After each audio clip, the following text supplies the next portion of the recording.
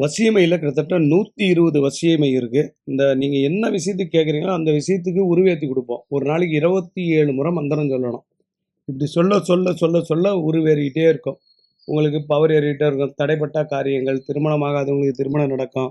குழந்தை இல்லாதவர்களுக்கு குழந்தை கிடைக்கும். சொத்து வராம இருந்தா சொத்து வருவதற்கு வாய்ப்பு உண்டு. அப்புறம் வம்பு வழக்குகள்லேருந்து வெளியில வர்றதுக்கு வாய்ப்பு உண்டு.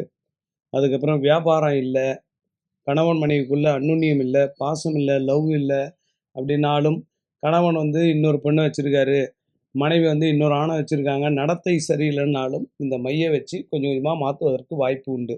இது எப்படி பலிக்கும்? இது எத்தன நாள்ல பலிக்கும்? எதுவுமே நம்ம கையில கிடையாதுங்க. எல்லாமே தெய்வம் தான். நீங்க இந்த வீடியோ பார்க்குறது, இந்த வீடியோ பார்த்துட்டு கால் பண்றது, வாங்குறது, பயன்படுத்துறது, அனுபவிக்கிறது எல்லாமே தெய்வத்துடைய அனுக்கிரகம் இருந்தால் மட்டும் தான் நடக்கும். 3 தெய்வத்துடைய அனுக்கிரகம் இருக்கணும். இந்த 3 தெய்வம் என்ன தெய்வம்ன்றத நீங்க பொருள் வாங்கும்போது சொல்லுவோம். ஃபோன் ஒரு வேளை எடுக்கல, ஃபோன டக்கு டக்குன்னு கட் பண்ணிட்டோம்னா ஷூட்டிங்கில இருக்கேன்னு அர்த்தம். WhatsAppல பேசி அனுப்புங்க.